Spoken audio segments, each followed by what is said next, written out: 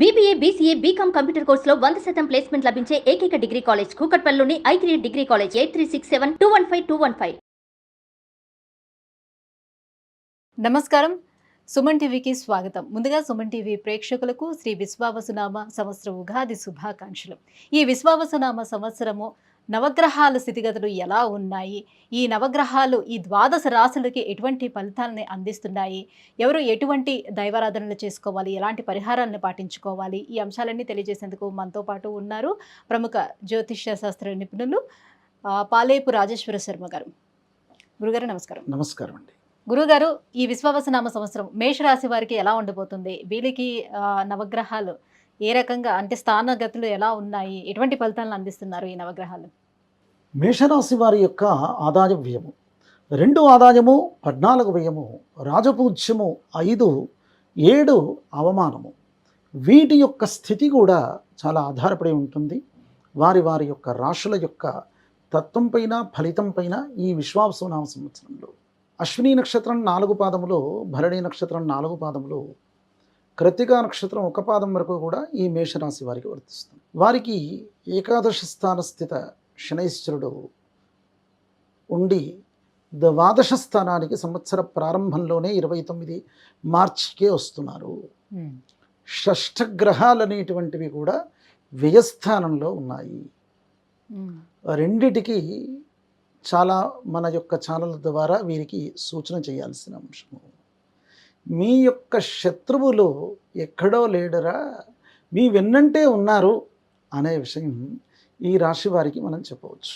మేషం వాళ్ళకి, మేషరాశి ద్వితీయ స్థాన స్థిత బృహస్పతి, దాని ద్వారా విద్యార్థులకు చాలా మంచిది.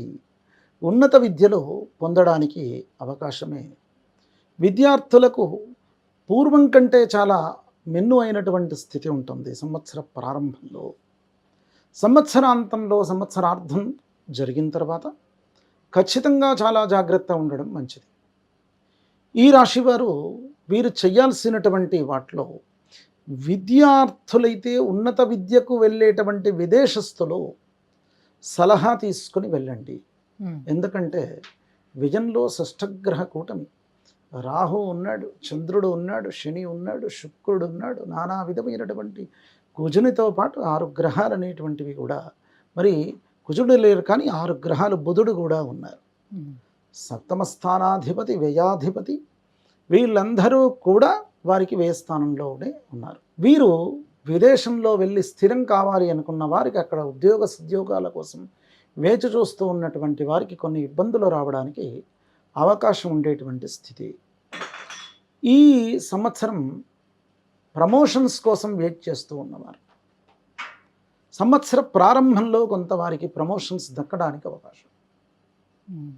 చాలా దూర ప్రాంతాల్లో ఉన్నటువంటి వారు ఎవరైతే ఉన్నారో, స్వస్థాన గతి కోసం చూస్తూ ఉన్నవారు, వారికి కుటుంబ సౌఖ్యం ఏర్పడడానికి అవకాశం ఉంది.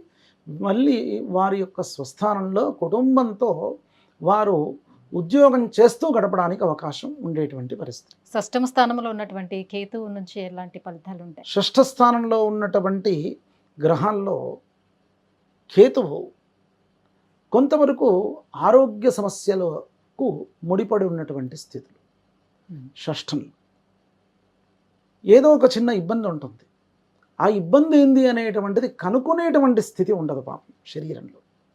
కానీ అనుకోనటువంటి శత్రువు వెంట ఉంటాడు, వెన్నంటి ఉంటాడు అని విషయం చెప్పాను కదా. అట్లాగే కేతువు కూడా మీ యొక్క శరీరంలో కూడా ఏదో ఒక చిన్నపాటి ఇబ్బంది అనేటువంటిది మిమ్మల్ని ఎప్పటికీ కూడా పీడించడానికి అవకాశం ఉంటుంది. ఇంకొక అంశం, కేతువు షష్ఠంలో ఉన్నప్పుడు ఏదైనా అస్వస్థత ఏర్పడితే, ఇప్పుడు మీరు కేర్లెస్ చేస్తే భవిష్యత్తులో అది దృఢంగా మారడానికి అవకాశం ఉంది. ఖచ్చితంగా చాలా జాగ్రత్తగా ఉండాలి. సంవత్సర ప్రారంభంలో కుజుడు కూడా తృతీయంలో ఉన్నారు. వీరికి ద్వితీయ స్థిత బృహస్పతి, తృతీయంలో కూడా కుజుడు ఉండడం కొన్ని విధమైనటువంటి శత్రు బాధలు అనేటువంటివి పోవడానికి అవకాశం, సంవత్సర చివరి భాగంలో ఉండడానికి అవకాశం అనేటువంటిది ఉంటుంది. ఇంకొక అంశం కూడా అండి, రాహు ఎప్పుడైతే ఏకాదశ స్థానంలో ఉన్నాడో, శత్రుబాధ అనేటువంటిది రాహు మిగతా స్థితుల్లో ఉంటే ఆయన బాధపట్టేటువంటి స్థితులు వేరు, ఏకాదశ రాహు యొక్క ఫలితం అనేటువంటిది వేరు. ఏకాదశ రాహు శత్రుబాధలను పోగొడతాడు. ఉమ్. తృతీయ స్థిత కుజుడు కూడా ఆ విధమైనటువంటి ఫలితాన్ని ఇచ్చేటువంటి పరిస్థితి అనేటువంటిది ఉంటుంది.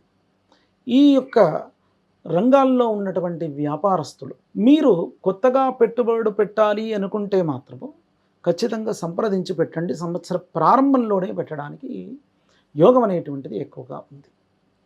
అంటే గురువు మళ్ళీ మారిన సంవత్సరార్థం తర్వాత మళ్ళీ కూడా ఎప్పుడు ఏమిటి అనేటువంటి విషయము అప్పుడున్న గ్రహస్థితులను బట్టి అక్టోబర్ తర్వాత మారడానికి అవకాశం అనేటువంటిది కొంతవరకు ఉంటుంది. కానీ కొత్త పెట్టుబడులకు మాత్రం అవకాశం అనేటువంటిది లేదు.